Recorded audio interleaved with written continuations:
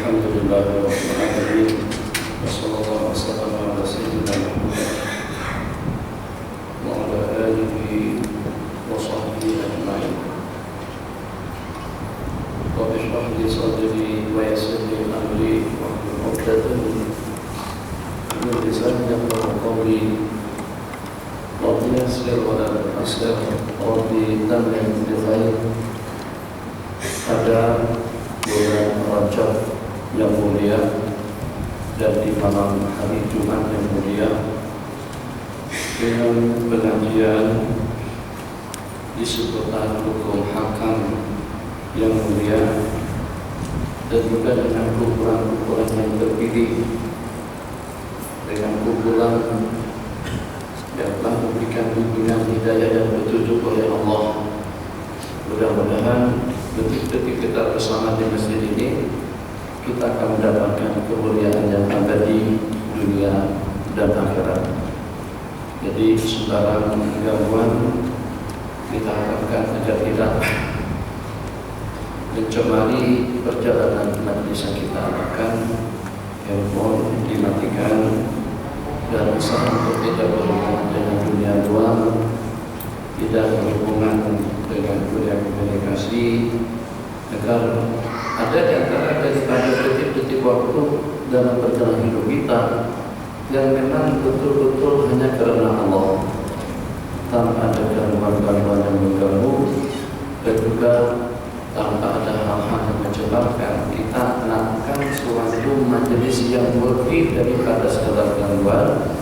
Kita inginkan majelis ilmu yang memang betul-betul tulus, ikhlas karena Allah, tidak ada sesuatu yang mengganggunya. Bismillahirrahmanirrahim. Kita dengar pertanyaan yang pertama. Bismillahirrahmanirrahim. Assalamualaikum warahmatullahi wabarakatuh. Waalaikumsalam. Ketika saya sedang salat fardu berjemaah di masjid dan berada di nasab yang kedua, tiba-tiba wuduk saya terbatal pada rakaat pertama. Bagaimanakah cara saya untuk puasa untuk berwuduk semula, sedangkan di belakang saya adalah di 5 saf ke belakang dan pintu pun jauh ke belakang. Sekian. Jadi bagaimana kalau seketika dengan kita berada di hadapan yang dengan kita terbatal? Memang dengan kita ada dua pilihan. Pilihan yang pertama, dengan kita duduk saja lagi. Jadi kita tidak mengikuti pergerakan imam. Sebab sembahyang tidak boleh dilaksanakan dalam keadaan tidak berwudu. Melaksanakan sembahyang dalam keadaan tidak berwudu hukumnya haram dan boleh membawa kepada murtad. Kenapa? Sebab di antara daripada syarat kita melaksanakan sembahyang harus dilaksanakan dalam keadaan suci dan bersih. Tapi macam mana dengan kita dan berwudu?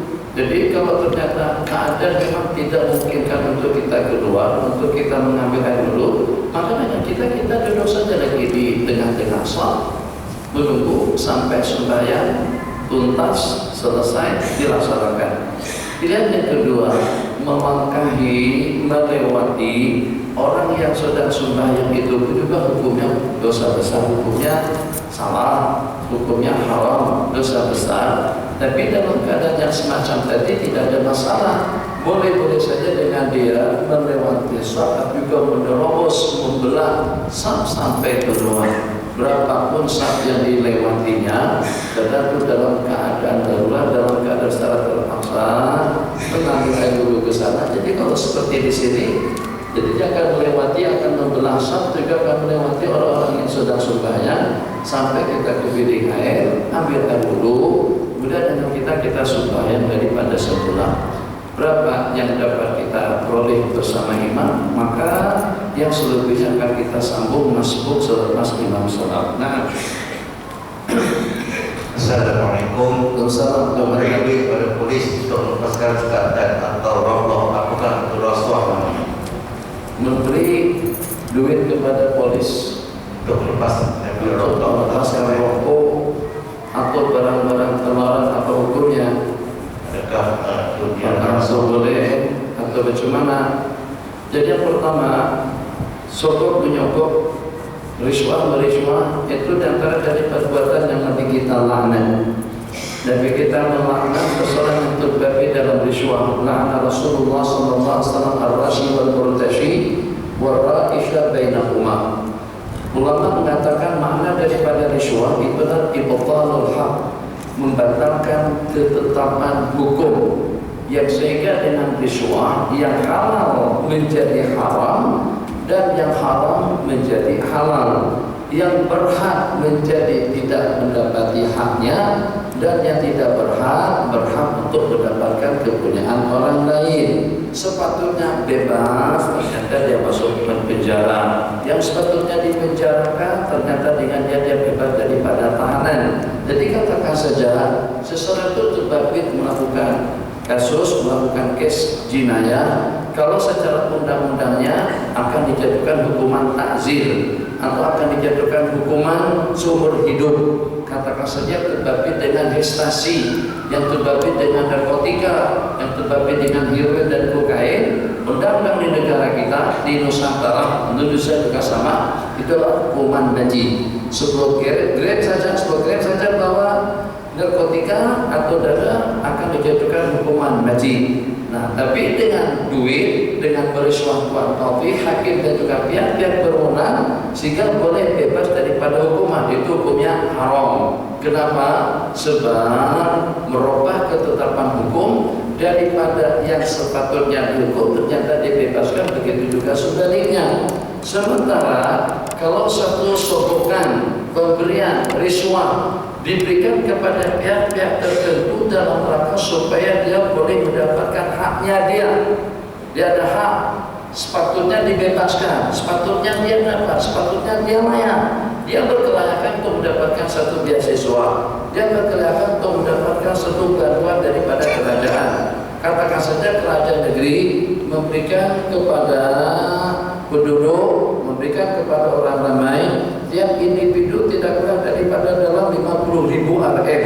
Misal seperti masyarakat Imarat. Masyarakat Imarat, warga Imarat itu boleh dipastikan mungkin lebih daripada 60% daripada warga asing. Maka warga tempatan yang mau kawin dengan orang tempatan, kerajaan bagi uang 100.000 dirham, kira-kira dalam 120.000 Rm. Asalkan orang tempatan tadi itu mau menikah dengan wanita tempatan daripada asal Imarat. Jadi dia berhak untuk mendapatkan uang bantuan daripada kerajaan senilai 100.000, tapi dia tidak boleh mendapatkannya. Urusannya itu inilah macam-macam persyaratan yang disyaratkan, padahal itu tidak ada. Jadi satu-satunya cara dia kena main duit, karena yang urusan itu disuapi dulu mulutnya dengan duit, baru itu keluar. Itu macam mana? Kita suap mulutnya dengan duit, baru dia keluarkan duit yang 100.000 tadi itu. Atau yang semacam itu ulama mengatakan haram diterima, tapi boleh kita bagikan. Kita bagikan riswah karena kita untuk menuntut hak, supaya hak kita itu tidak diambil oleh orang lain. Jadi dalam keadaan semacam itu, karena kita menuntut hak kita, boleh saja kita bagikan kepada orang-orang yang menghalangnya, tapi tetap orang-orang yang menghalang itu haram menerima uang yang kita bagikan. Sekarang menyelamatkan rokok atau juga arak, minuman keras, apakah itu merupakan satu perkara yang hak atau batil? Kalau seandainya itu merupakan satu perkara yang hak, yang diperbolehkan, tidak ada masalah sebab dia menyelamatkan haknya dia. Tapi secara pasti rokok tidak termasuk, minuman keras tidak termasuk. Secara aturan rokok kalau seandainya masuk akan dikenakan biaya cukai. Biaya cukainya kalau dihitung itu kena terlalu banyak, tidak kurang daripada dalam 100.000 Rm. Dia main dengan polis sekitar dalam 25.000, alhamdulillah kata dia dapat diselamatkan. Itu bagaimana hukumnya? Sama-sama terbabit melakukan perbuatan haram, haram yang memberi dan juga haram yang menerima. Nah, Assalamualaikum ya Syekh. Apakah hukum memakai kopiah tetapi menampakkan rambut? Apa hukum memakai kopiah tapi menampakkan rambut? Terus, apakah hukum meluruskan rambut kerana ingin bergaya? apakah hukum? Meluruskan rambut kerana ingin bergaya. Jadi rambut diluruskan, yang lurus dikerintingkan, yang kerinting diluruskan. yang tebal dikurangkan, yang kurang didobakan. Tapi kita bersabda wal mughayyirati li khalqillah, dan orang-orang yang merubah bentuk ciptaan Allah itu tergolong dalam kumpulan yang Nabi kita laknat. Nabi kita laknat satu an-namisah wal mutanammisah. Artinya perempuan yang menghakis bulu-buluan yang ada di muka supaya nampak kelihatan muka itu lebar ataupun juga bulat ataupun juga panjang. Apapun tujuannya seperti mencukur, menghakis kening, seperti kening atau juga dengan pelipis atau bulu-buluan yang seumpamanya. Kemudian diganti dengan yang palsu, tunamisa mutanamisa wal mutafarrijat. At-tafallud itu merengangkan gigi.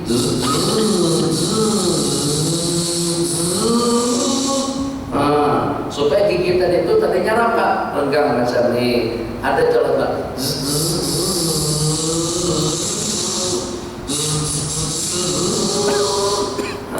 nampak kelihatan cadek. Pokoknya itu tafallud, nanti kita laknat. Sementara kalau seandainya itu untuk perbaikan, jadi misalnya giginya tuh tumpang, dibetulkan supaya ini ke kanan, yang ini ke kiri itu tak ada masalah. Itu memperbaiki yang rusak. Gigi berlubang, tampar saja. Jadi macam juga dengan hidung, pipi, luka, ada paru-paru kita gunakan jenis-jenis tertentu sehingga dengan paru tadi susu tidak ada nampak, kesannya itu hilang, itu oke. Tapi hidung yang pesek dipanjangkan, yang mancung dipesekkan, besarkannya itu, panjangkannya itu tidak boleh. Kenapa? Sebab itu merubah ketentuan daripada Allah. Jadi Nabi kita pada penghujung hadis itu melaknat wal mughayyirati li khalqillah. Rambut keriting diluruskan macam mana? Itu merubah bentuk. Rambut lurus dikeritingkan macam mana? Itu merubah bentuk. Itu untuk pertanyaan yang kedua. Sementara dengan pertanyaan yang pertama, Allahumma shalli ala sayyidina Muhammad. Makopia, tapi rambut dikeluarkan. Bagaimana? Jadi rambut ke depan, letak kopiah di tengahnya. Ya, saya kawan-kawan daripada India, kadang-kadang daripada Pakistan ada yang seperti itu. Kalau seandainya rambut yang menutup dahi tadi itu tidak sampai menutup dahi pada waktu sembahyang saja secara khusus, pada khususnya secara khusus tidak boleh. Kalau saat tidak menutup tidak ada masalah. Jadi kopiah di atas, sementara rambut diulurkan ke bawah. Itu namanya isdal. Baginda Rasulullah SAW, tiap yang tidak ada panduannya dalam agama, sebelum itu Nabi kita menyukai rambut diisdal. Maksudnya disisir, disikat ke hadapan, sebagaimana ahlul kita. Kemudian setelah itu Nabi kita berbagi dua. Jadi waktu Nabi kita menyikatnya, Nabi kita sikat ke atas, ke sebelah kanan, kemudian sikat ke sebelah kiri untuk bagian yang sebelah kiri. Itu selepas itu. Jadi kalau ada yang kita sikat rambut, kita sikat ke bawah, ke samping, kita naikkan ke atas langit, kita bagi satu arah ke timur tengah, satu ke Afrika Selatan, duanya ke Langkawi, satunya ke arah Tandas. Jadi kalau kita ya itu sesuai hati kita lah, tidak ada masalah, kesolekan itu namanya dandan hiasan. Tapi kalau seandainya pada memakai kopiah tadi itu rambutnya sampai menutup dahi di luar daripada waktu sembahyang, tidak ada masalah. Sebab kopiah itu sendiri hanya dianjurkan secara khusus pada waktu kita melaksanakan sembahyang kudu zinatakum inda kulli masjid. Jadi kalau tak pakai kopiah pun tidak ada masalah. Tapi bagaimana kalau dengan rambut terkeluar? Di antara daripada tujuan kita memakai kopiah supaya dengan rambut tertutup dan terhimpun di dalam, tidak menghalang dahi kita pada masa kita sujud. Jadi kalau seandainya kita ulurkan ke hadapan, masa kita sujud, selama masih ada bagian dahi yang terbuka dan tersentuh ke tempat sujud, sah sembahyangnya. Tapi kalau terlapis semuanya dengan rambut, sembahyangnya wajib diulang. Assalamualaikum warahmatullahi wabarakatuh. Syariat tanpa hakikat adalah hampa. Hakikat tanpa syariat bakal harap Syekh menjelaskan. Syariat tanpa hakikat hampa. Hakikat tanpa syariat bakal. Allah. Syariat, tarikat hakikat. Apa hakikat yang 3 benda tadi itu? Itu bahasanya saja dimodernkan. Asal bahasanya pertama iman, kedua Islam, yang ketiga ihsan. Jadi permulaan daripada segala-galanya itu adalah beriman dan percaya kepada Allah dengan rukun-rukunnya. Kemudian yang kedua itu adalah Islam. Islam itulah merupakan syariat dan tarikat. Kemudian yang ketiganya itu adalah al-ihsan, yang setelahnya disebut dengan hakikat.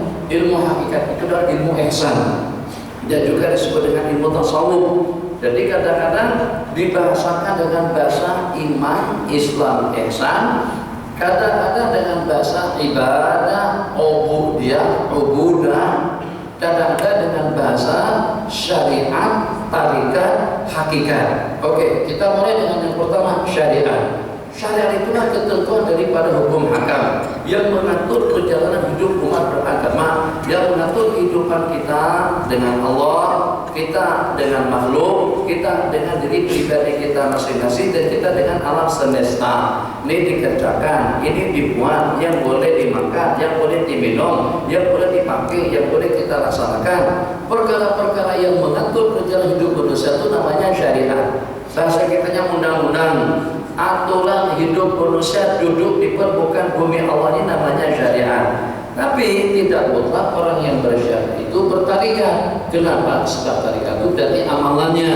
Jadi bukannya setakat kita ngaji, bukan setakat dengan kita belajar, tapi dibalik daripada pengajian dan dibalik daripada pendidikan, ilmu tadi itu kita amalkan. Jadi macam mana? Sunatnya dengan tangan kanan, kanan. Sunatnya dengan kaki kiri, kiri. Sunatnya kita baca, sunatnya kita tinggalkan. Jangan kawin lebih daripada 4. Kalau pada itu bercerai, aturannya. Kalau pada itu makan, aturannya. Kalau pada itu minum, aturannya. Ikut aturan undang-undang dalam keseharian kita, dalam hal ehwal kita, itu namanya syariat. Dilaksanakan, dipraktekkan, diamalkan, sehingga yang memang seharusnya dibaca kita baca, itu namanya tarikat. Jadi tarikat secara umumnya mengamalkan ketetapan ketentuan hukum hakam Allah. Sementara dengan syariat aturan yang mengatur kehidupan manusia. Tapi kadang-kadang tarikat itu digunakan kepada kumpulan-kumpulan yang mengikuti salah satu daripada tarikat-tarikat yang ada di negara berkenaan. Katakan saja seperti tarikat Naqsyabandiyah, tarikat Masyishiyah, Qadiriyah, Al-Alawiyah, dan juga dengan tarikat-tarikat seumpamanya, itu juga beramal dengan beberapa jenis amalan. Tujuannya satu, agar boleh istiqamah dalam beramal. Yang kedua, untuk mendekatkan diri kepada Allah Jalla wa'ala. Dan yang ketiga, untuk mendapatkan restu dan ridho daripada Sang Pencipta. Jadi ada ketentuan hukum hakam, kemudian ada amalan, berikutnya ada yang namanya hakikat. Jadi hakikat itu adalah ihsan, ilmu suluk, ilmu tasawuf, untuk memurnikan amalan kita agar tidak ada hal-hal yang menodainya, tidak melekat sifat ujub, sifat ego, sifat angkuh, sifat takabur dalam kehidupan seseorang. Yang kadang-kadang kalau pada tuh banyak ibadahnya, hitam dahinya, bercahaya mukanya, terus rasa ahli surga. Nah, tak bolehlah mengaku-ngaku semacam itu. Atau juga disebabkan karena banyak amalan-amalan diamalkan sepanjang hari dengan sholawat, sallallahu alaihi wasallam, sallallahu alaihi wasallam, sallallahu alaihi wasallam, sallallahu alaihi wasallam, sallallahu alaihi wasallam. Nah, jadi kadang-kadang karena kita orang yang paling istiqomah, yang paling disiplin, yang paling banyak amalan, yang paling banyak ilmu, kadang-kadang syaitan dia tidak berkenan melihat manusia semacam itu. Maka bagaimana supaya kebaikan dan amal kita tadi itu jadi tercemarkan, supaya amal kita jadi itu jadi lenyap, supaya amal kita jadi sirna, maka dia bawa kita kepada rasa ujub, rasa sombong, rasa angkuh, atau berpandangan sinis kepada orang-orang yang kurang ibadahnya, memandang rendah kepada orang-orang yang tidak memiliki kelebihannya. Jadi ilmu yang menata hati supaya tidak ego, tidak sombong, tidak angkuh, dan diri akan terhias dengan sifat-sifat yang mulia, itu namanya ilmu hakikat. Itu namanya ilmu syariat. Kenapa?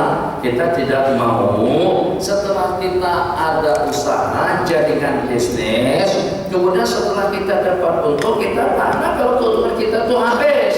Kita tidak dapat keuntungan, kita tidak dapat duit, maka bagaimana agar duit kita tadi itu utuh, tidak dihabiskan oleh GST, tidak dihabiskan oleh income dengan income tax, tidak dihabiskan oleh cukai, tidak dihabiskan dengan perkara yang tidak keluar.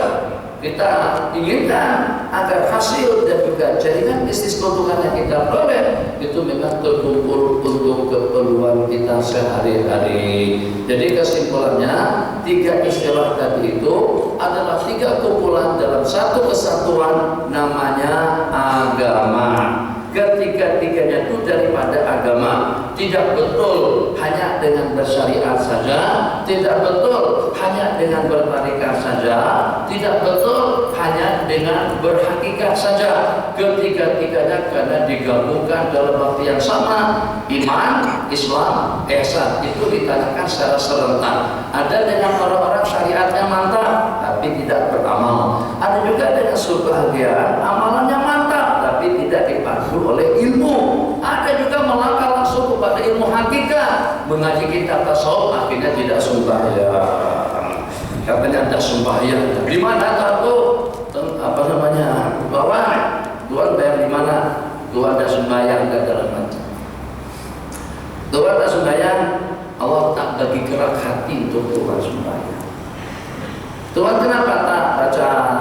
Kenapa tak ke masjid? Urusan ke masjid itu ketentuan daripada Allah. Allah dah takdirkan Tuhan duduk atau hidup macam ni. Oke, kalau saatnya bukan Tuhan, anak muda, anak remaja berkata, Ci, minta maaf, Ci, jangan macam-macam ya dengan kami. Kami nak buat apa saja, Ci, jangan tegur. Guru Ustaz jangan tegur kami. Jangan halau kami, jangan larang kami. Itu kebebasan dalam beragama. Al-Quran menyatakan la ikraha fid-din, tidak ada paksaan dalam beragama. Jangan dipaksa-paksakan dengan kami masuk ke masjid. Jangan dihalau dan juga jangan dilarang kalau kami minum arak, minum bir dan juga dengan yang sejenisnya. Sebab kenapa? Sebab itu semuanya ketentuan takdir daripada Allah Jalla wa'ala. Jangan pikir panjang, jangan simpan banyak. Tumbuk dulu. Kita tampah dia, kita tumbuk dan kita katakan ini juga takdir daripada Allah Subhanahu wa taala. Sebab dia juga cakapnya tidak betul. Betul.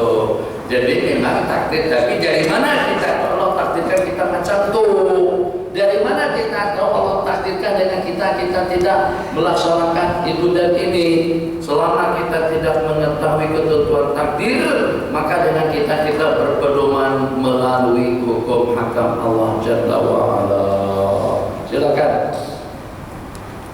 Bagaimanakah kedudukan muslimat berjemaah di masjid ataupun di surau? Sebab dalam sirah Nabi tidak diceritakan istri Nabi dan sahabat bersembahyang di rumah di masjid. Jadi memang dalam agama kita tidak ada larangan kepada kaum muslimin untuk melaksanakan sembahyang berjamaah di masjid. Tapi secara aturan sah perempuan itu berada di belakang kaum laki-laki, imam, kemudian makmum laki-laki yang dewasa. Setelah makmum laki-laki yang dewasa, baru barisan kanak-kanak. Barisan kanak-kanak. Jadi kesalahan kita di Nusantara secara amnya, kita membawa anak ke masjid dan kita letakkan di samping menyamping kita, yang kadang-kadang wudunya tidak pasti, yang kadang-kadang juga anggotanya pakainya belum pasti bersih atau tidak. Ya, apalagi kalau saya masih belum dikhitan. Jadi kita nakkan saat kita terus sambung, maka jangan sampai ada budak-budak kecil mencela-celahi antara kita dengan yang di samping menyamping. Jadi saf kanak-kanak itu di belakang daripada saf orang-orang yang dewasa. Setelah saf kanak-kanak baru saf perempuan di belakangnya. Jadi seperti yang di masjid sudah oke, sudah bagus.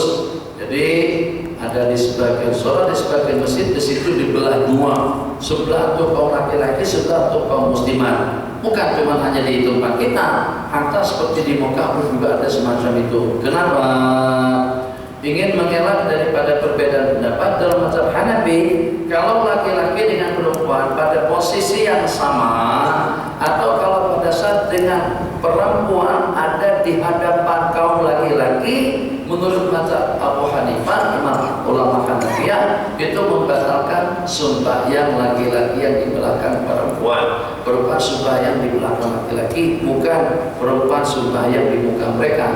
Perempuan di belakang, bukan di muka. Yang bersampingan tadi itu makruh. Kenapa? Karena tidak ikut aturan. Makruh daripada sudut apa? Daripada sudut tidak menempati tempat yang sewajarnya. Sewajarnya saat laki-laki dewasa, kalau orang dewasa, baru perempuan belakang sekali, baru perempuan. Bahkan Nabi kita bersabda dalam hadis, khairu sufufir rijali awwaluha wa syarruha akhiruha. Sebaik-baik safaf laki-laki yang awal dan yang paling buruk itu adalah yang paling belakang. Sebaik-baik saf perempuan itu yang paling belakang. Wa syarruha, dan yang paling buruk yang tidak afdal itu adalah saf yang di hadapan. Nah, Assalamualaikum Pak Syekh. Assalamualaikum. Boleh atau tidak bercampur mazhab? Bolehkah tidak bermazhab?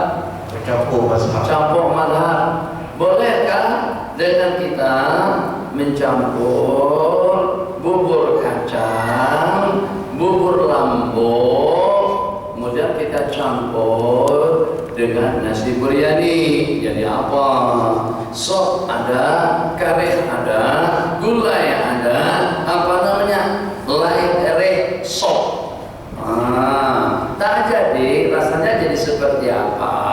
Mungkin boleh menyebabkan kita akan keracunan. Semacam mana makanan kalau kita campur baur, ini kopi, nak minum apa? Cina minum apa? Teh tarik kah? Kopi kah? Milo kah? Mintalah salah satunya ada. Saya minta satu teh tarik campur dengan Milo, Pepsi, Coca-Cola, dan masukkan jus mengkudu. Tuh campur baur minuman. Pak jadi minum terbelalah macam. Kenapa? Keracunan dengan minuman tadi itu. Jadi sebagaimana ada orang yang keracunan dengan makanan dan minuman, pun juga akan ada orang yang akan keracunan dengan bermazhab. Saat ketika mazhab dicampur baur antara pendapat dengan pendapat. Sebab kenapa? Sebab kalau kita campur baur antara pendapat dengan pendapat itu tidak jadi mazhab. Itu namanya mazhab campuran. Kalau seandainya ada, mungkin ada air saja emisi, itu ada, itu campur tuh. Tapi kalau dengan mazhab tidak boleh. Kenapa? Sebab kalau seandainya dengan kita mengikuti aturan daripada tiap mazhab, maka ibadah kita laksanakan itu sempurna. Kalau pada waktu kita campur baur, katakan saja ikut mazhab Maliki sentuh anjing, ikut mazhab Hanafi tidak batal sentuh istri, ikut mazhab Imam Syafi'i sapu kepala sikit, sah wudunya. Mazhab Maliki tidak sah, mazhab Hanafi, mazhab Hambali tidak sah sapu kepala sedikit. Tapi dalam bab batal wudu, ikut mazhab Hanafi yang tidak batal. Kemudian bawa anjing pulang ke masjid waktu sembahyang sambil pegang-pegang bulu anjing, ikut mazhab Maliki. Itu jadi apa? Itu namanya jadi rujak, jadi gaduh-gaduh. Kalau dengan bahasanya itu jadi bakso lah atau apa. Mana ada makanan pun takkan sudah kalau kita campur macam itu. Kalau seandainya nak dicampur pun kita asing-asingkan. Satu bulan di sini biryani, sini kerabu, nasi lemak, apa. Tapi kalau kita campur ketika macam tadi itu rasanya jadi tidak keru-keruan. Silakan. Assalamualaikum warahmatullahi wabarakatuh. Bolehkah baca doa selepas azan ketika berwudu dalam hati? Bolehkah berdoa selepas azan saat ketika berwudu dalam hati? Boleh, tidak ada masalah, silakan saja. Dan bolehkah niat iktikaf ketika dalam solat kerana terlupa niat kepada Allah? Ada pendapat mengatakan batal niat iktikaf dalam sembahyang karena kita lagi sedang sibuk dengan urusan sembahyang. Niat iktikaf itu diniatkan pada kita sebelum sholat, selepas kita masuk ke masjid, atau kalau kita lupa berniat maka kita niatkan iktikaf selepas kita sembahyang. Kaidah mengatakan al-mashhudu la yusghal. Orang yang sedang sibuk dalam satu aktivitas ibadah, maka tidak boleh kita sibukkan dengan ibadah-ibadah yang lain. I'tikaf itu akan menjadi mu'tabar kalau seandainya disertai dengan niat. Jadi banyak yang seumpamanya niat puasa dalam sembahyang, niat i'tikaf dalam sembahyang.